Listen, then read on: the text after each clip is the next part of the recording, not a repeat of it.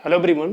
So guys, आज का जो सेशन है इसमें हम लोग यूजीसी नेट जेआरएफ के बारे में डिस्कस करेंगे। इन एक्सटेंशन जो भी मास्टर या पीजी एक्सटेंशन में स्टूडेंट हैं उनके लिए क्या स्ट्रेटजी होनी चाहिए यूजीसी नेट जेआरएफ के लिए, और जो हमारे इकोनॉमिक्स वाले स्टूडेंट हैं वो भी एलिजिबल हैं for UGC net JRF.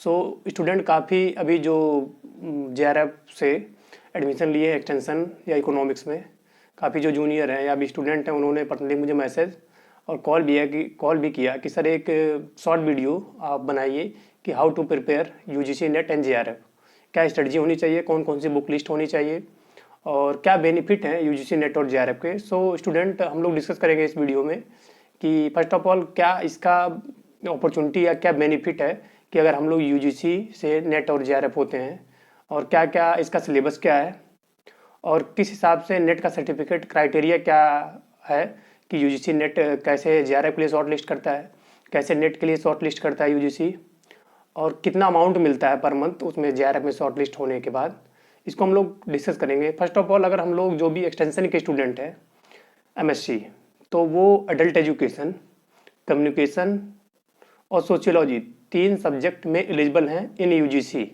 But जो सबसे ज़्यादा एक्सटेंशन से 70% जो कोर्स कवर होता है वो हमारे adult education and continuing education में होता है, जो कि as a non formal education का ही पार्ट है, और एक्सटेंशन उसका सिलेबस प्रोबेबली सेम है।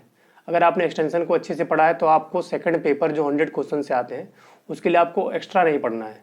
और यूजीसी नेट का जो एग्ज़ाम का पैटर्न है वहाँ पे 150 क्वेश्चन पूछे जाते हैं, पेपर फर्स्ट और सेकंड दोनों बहुत सेम ही टाइम पे आपको ओपन हो जाता है एग्ज़ाम देने के लिए, और एक ही टाइम पे होता है, ऑनलाइन एग्ज़ाम होता है, इसमें नेगेटिव मार्किंग नहीं होती है। और 50 क्वेश्चन जो होते हैं वो टीचिंग एप्टीट्यूड और रिसर्च से होते हैं, जिसमें कंप्रहेंशन से भी क्वेश्चन आते हैं। तो ये 50 क्वेश्चन जो होते हैं ये सबसे ज़्यादा डिसाइडेड होते हैं आपके जेआरएफ शॉर्ट लिस्ट होने में।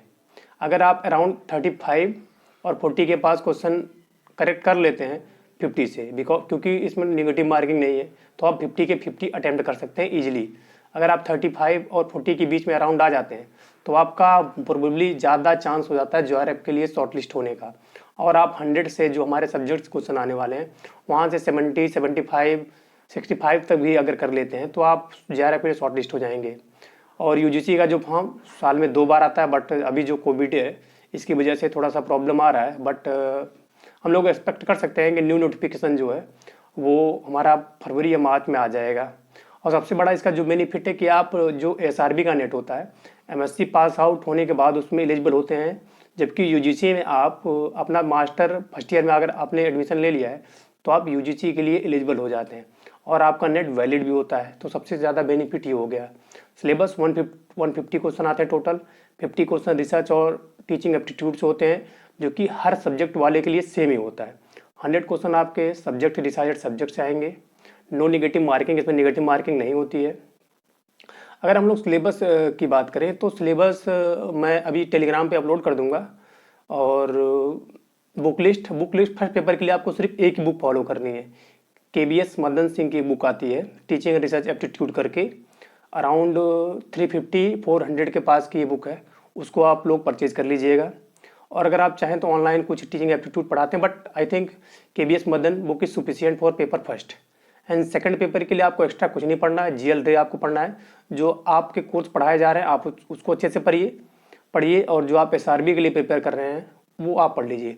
बस इसमें थोड़ा सा आपको एक्स्ट्रा जो इंक्लूड करना है टीचिंग और लर्निंग, काफ़ी इंपॉर्टेंट पॉइंट इसमें है, आप उसको अच्छे से पढ़िएगा अपने शॉर्ट नोट बना के जिस तरह से भी। बस आपको एक्स्ट्रा उसको थोड़ा ज़्यादा ही फोकस करना है। बस जो इकोनॉमिक्स वाले स्टूडेंट हैं सेम पैटर्न उनको भी फॉलो करना है।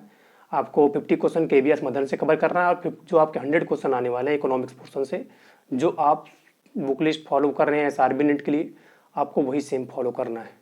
और इसके क्या क्या बेनिफिट होने वाले हैं आपके यूजीसी नेट के। फर्स्ट ऑफ ऑल तो अगर आप इसमें जो जेआरएफ होता है वो मास्टर के बाद होता है, उसके लिए अगर आप शॉर्ट लिस्ट हो गए तो आपको अराउंड 33 पर मंथ आपको स्कॉलरशिप मिलती है 5 ईयर के लिए। पहले तो 3 साल के लिए आपको, मतलब फर्स्ट ऑफ ऑल ये 3 ईयर के लिए आपको अलॉट होती है, बट इसको 3 ईयर के बाद वो एसआरएफ में कन्वर्ट कर देते हैं। तो आप 5 ईयर एलिजिबल होते हैं 33,000 पर मंथ, प्लस आपको एचआरए, प्लस आपको अगर आप कॉन्फ्रेंस या सेमिनार अटेंड करने के लिए जा रहे हैं तो आपका जो ट्रेवलिंग अलाउंस होता है वो भी आपको मिलता है। पर ईयर आपको 12,000 बुक और के परचेज के लिए मिलता है।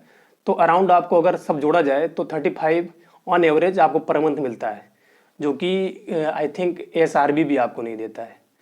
तो और एक तो ये होता है कि आप अगर UGC नेट आपने क्लियर कर लिया तो आप वो ASRB मतलब आप मास्टर के बाद क्लियर करेंगे। इसके पहले आपने क्लियर कर लिया तो आपके पास एक नेट हो गया। और डिफरेंट जो अदर मान लिया आप BHU के लिए अप्लाई कर रहे हैं PhD के लिए, या किसी अभी ICR ने भी सिस्टम लगा दिया है कि विदाउट नेट के PhD में एडमिशन नहीं होगा। तो अगर आप UGC नेट कर लिए तो आप PhD के लिए एलिजिबल हो जा रहे हैं। ये हो गया। और कुछ कॉलेज में डिफरेंट जो जैसे हमारे यहाँ UP का UPHSC से हायर एजुकेशन से असिस्टेंट प्रोफेसर की वैकेंसी आती है फॉर डिग्री कॉलेज के लिए, जो डिफरेंट कॉलेज बने हैं। तो वहाँ MSc प्लस नेट अगर आप हैं तो एलिजिबल हो गए असिस्टेंट प्रोफेसर की वैकेंसी के लिए। सेम हर स्टेट में जो डिग्री कॉलेज है या कॉलेज हैं उनमें असिस्टेंट प्रोफेसर की एलिजिबिलिटी MSc प्लस नेट। तो आप अगर PhD जब तक परस्यू कर रहे हैं, आपने अगर इसको UGC नेट क्लियर कर लिया तो जस्ट आफ्टर MSc के बाद आप एलिजिबल हो जाएं। अगर वैकेंसी आ गई तो आप असिस्टेंट प्रोफेसर के लिए, ये हो गया। दूसरा हो गया कि अगर आप SRB थोड़ा सा अगर टफ भी होता है क्योंकि वहाँ निगेटिव मार्किंग होती है।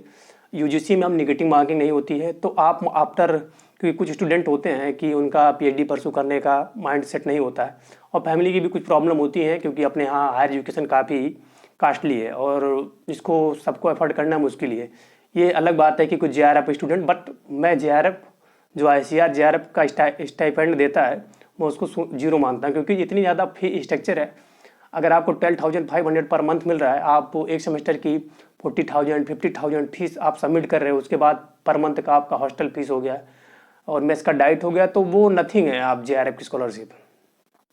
सबसे बड़ा प्रॉब्लम ये आता है स्टूडेंट का कि हायर एजुकेशन, इसी वजह से जो मोस्टली स्टूडेंट हैं वो PhD में इंटरेस्टेड नहीं है। और वो मतलब और जो स्टूडेंट अपना प्रिपरेशन कर रहे हैं कॉम्पिटिटिव एग्जाम की, वो कॉम्पिटिटिव एग्जाम की प्रिपरेशन करते रहें।